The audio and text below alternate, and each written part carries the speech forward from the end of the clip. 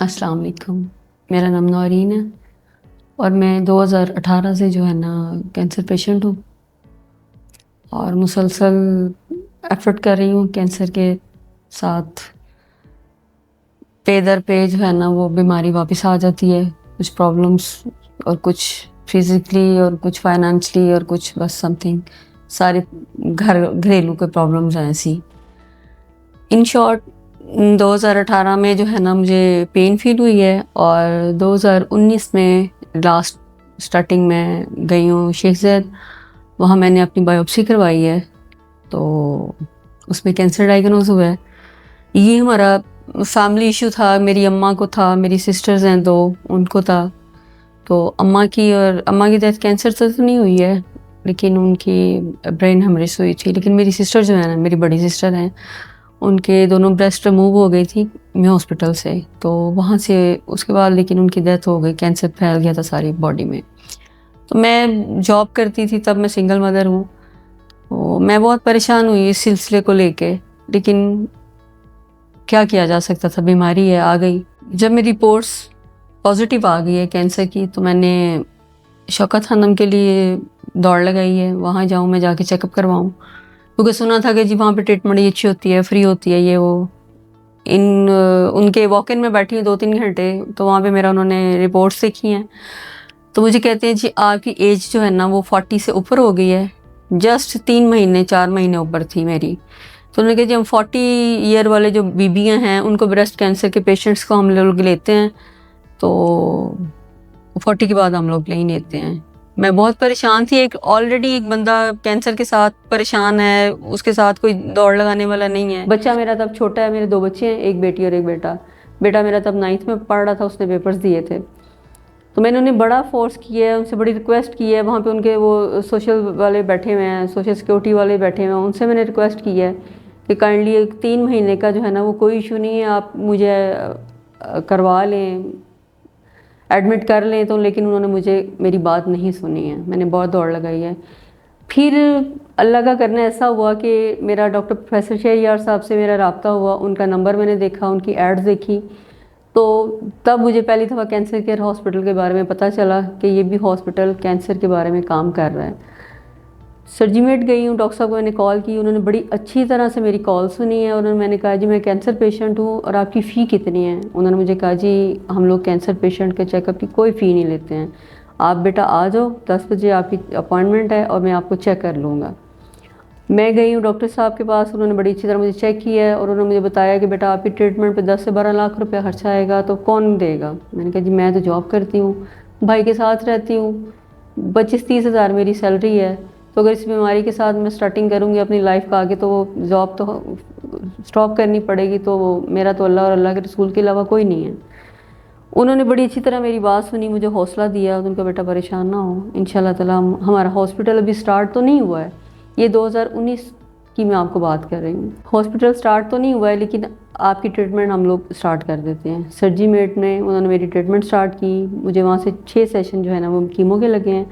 उसके बाद model town जो है उनका मेन ऑफिस था हॉस्पिटल का, जहाँ पे डॉक्टर हम्माद, हमारे सबसे बड़े हम्माद, जो मेरी लाइफ में एक बहुत किरदार रहा है उनका, हमारे डॉक्टर साहब, उनके पास मुझे उन्होंने रेफ़र किया है। डॉक्टर साहब ने मुझे चेक किया, मेरी रिपोर्ट्स, मेरी कीमो का सारा कुछ चेक करने के बाद उन्होंने मुझे कहा कि आपका ऑपरेट है। उन्होंने मुझे डेट दे दी ऑपरेशन की, तब मेरा ऑपरेट हुआ 2019 अक्टूबर में। उसके बाद 4 साल तकरीबन जो है ना वो मैं मेडिसिन टैबलेट वगैरह यूज़ करती रही और हर 3 महीने बाद मैं डॉक्टर साहब को चेक करवाने जाती थी। डॉक्टर हमाद को बड़ी अच्छी तरह कोऑपरेट करते थे हमेशा से, ऑलवेज़। और एक मरीज़ के लिए जब एक डॉक्टर आपको माइंड समझते हुए आपको फ्री टाइम देता है ना, फ्री हैंड देता है, आप बैठ के डॉक्टर साहब से अपना दुख, अपनी बात, अपना हर चीज़ शेयर करें, तो मेरा ख्याल है कि आधी बीमारी इंसान की वहीं ख़त्म हो जाती है। तो मैं इस मामले में बड़ी खुश नसीब रही हूँ कि मुझे बड़े अच्छे डॉक्टर और उनकी बड़ी अच्छी टीम हमेशा से जो है ना मुझे मिली है। उन्होंने मुझे गाइड किया है, उन्होंने मुझे चेक किया है और सारी चीज़ें वो उसमें आ रही हैं। उसके बाद जनाब ये हुआ है कि 2022 में मेरा कैंसर वापस आ गया है। घर में एक छोटा सा इशू था, जहाँ मेरा पहली दफ़ा बायोप्सी करके پیس نکالا گیا تھا, کینسر ڈائگنوز ہوا تھا لیفٹ سائڈ کے بریسٹ میں, وہاں سے وہ موو کر کے بازو میں چلا گیا تھا, لیکن وہ کیمو کے بعد ختم ہو گیا. تب میرا 2022 میں آپریٹ ہوا ہے. پھر ڈاکٹر صاحب کے پاس گئی ہوں, ڈاکٹر صاحب نے چیک کیا ہے, انہوں نے کہا کینسر ہے. آپریٹ ہوا 2022 میں. پھر 1 سال گزرا ہے, 2023 کے لاسٹ میں پھر کینسر واپس آ گیا میری رائٹ سائڈ پہ, وہ میرا آپریٹ ہوا ہے. یعنی کہ سمجھ لیں کہ 2019 سے لے کے 2023 تک کی جرنی میں میرے 3 آپریٹ ہو گئے ہیں کینسر کے. اور صرف بات بتانے کی یہ ہے کہ اگر آپ کے پاس اچھے ڈاکٹرز ہیں, آپ کی پاور آف باڈی, آپ کا جو ہے ذہن اس چیز کو ایکسیپٹ کر کے اس کے لیے آپ دوڑ لگاتے ہیں نا, تو میرا خیال ہے کہ کینسر سے بندہ مرتا نہیں ہے.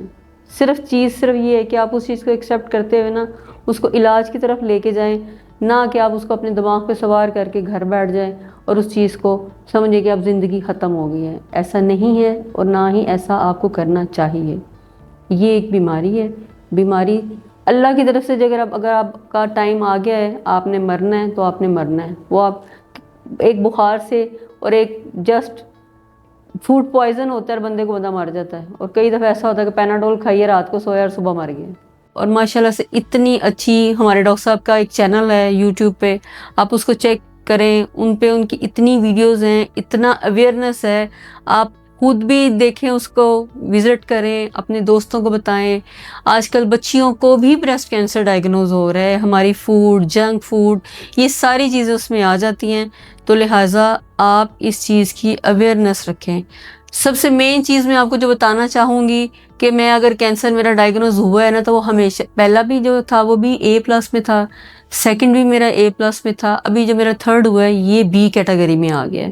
جو میرا لاسٹ سرجری ہوئی ہے رائٹ سائڈ کی, وہ اس وجہ سے کہ وہ ظاہر ہے باڈی سروائیو کر رہی تھی, تو وہ جب آیا تو اس دفعہ زیادہ پاورفل کینسر آیا ہے. جب میرا کینسر ہو گیا ہے اس کے بعد میری کیمو ہوئی ہے, کیمو کے بعد ساری ٹریٹمنٹ ہوئی ہے. تو اب یہ ہوا ہے کہ میرے ڈاکٹر صاحب سے میں لاسٹ چیک اپ کے لیے گئی ہوں. ڈاکٹر حماد میرے کینسر کیئر ہاسپٹل میں میرے ڈاکٹر ہیں, شروع سے وہی میرے ڈاکٹر سرجن رہے ہیں, اور انہوں نے ہمیشہ سے, ان کے پاس ٹائم نہ ہوتے ہوئے بھی ہمیشہ مجھے ٹائم دی ہے, میری سرجری کی ہے. کیونکہ وہ مجھے کہتے ہیں آپ میرا سروائیور ہو, آپ ایک پیشنٹ نہیں ہو, آپ ایک سروائیور ہو, آپ نے بیماری کے خلاف, اپنے حالات کے خلاف دوڑ لگائی ہوئی ہے. تو ہمیشہ سے مجھے موٹیویشن میرے ڈاکٹر سے ملی ہے, ان کی ٹیم سے ملی ہے. ہمیشہ سے انہوں نے کوآپریٹ کیا ہے, ہمیشہ سے انہوں نے میرے لیے خصوصی طور پہ اپنے دل میں نرم گوشہ رکھا ہے. جب بھی مجھے کوئی پرابلم ہوئی ہے, میں نے ڈاکٹر صاحب سے واٹس ایپ پہ رابطہ کیا ہے, مجھے ہمیشہ میسج کا رپلائی آیا ہے. اب بتانے کی بات یہ ہے کہ لنگس میں چلا گیا میرا کینسر. CT اسکین کروایا ڈاکٹر صاحب نے میرا, کیونکہ ابھی میری کیمو کے بعد چیک اپ لاسٹ پہ میں گئی ہوں ڈاکٹر صاحب سے ملنے, تو میں نے کہا ڈاکٹر صاحب میرا نا CT کروائیں تاکہ مجھے پتہ چلے کہ میری باڈی کلیئر ہو گئی ہے. ڈاکٹر صاحب نے مجھے CT اسکین سجیسٹ کر کے لکھا ہے.